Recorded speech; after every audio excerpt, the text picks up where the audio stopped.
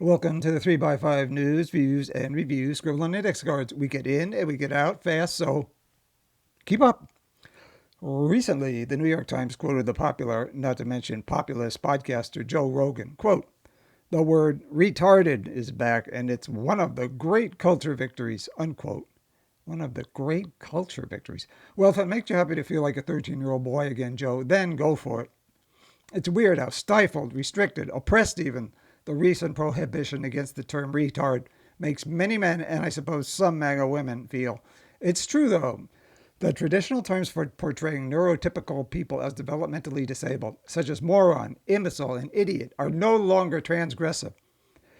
Arguably, though, they should still be. In the late 19th and early 20th centuries, those are actually medical and psychological terms used to designate a developmentally disabled person's degree of disability. Moron was used to describe someone with a mental age of 8 to 12 years.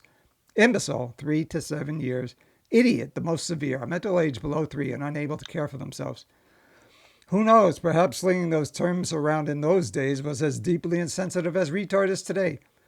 Whether they are or not, they are still insulting to developmentally disabled people. They have become accepted usage.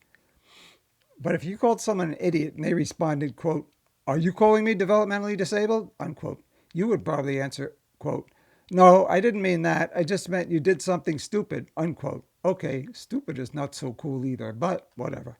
Ultimately, of course, calling someone developmentally disabled is not an insult. But using a demeaning term for the developmentally disabled as if it were an insult is deeply hurtful to developmentally disabled individuals. Then there are older terms, not medical but colloquial. Simpleton signified a mild intellectual disability, fool more severe.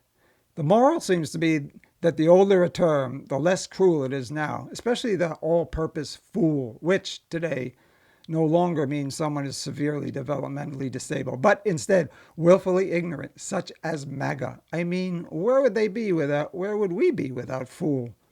But even though it has been around for a while, nothing stings like retard, especially if you have a developmentally disabled child like I do.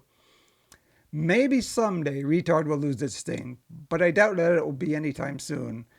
When the likes of Joe Rogan use the term retard, it proves that while they may not be developmentally disabled, they are obviously emotionally disabled.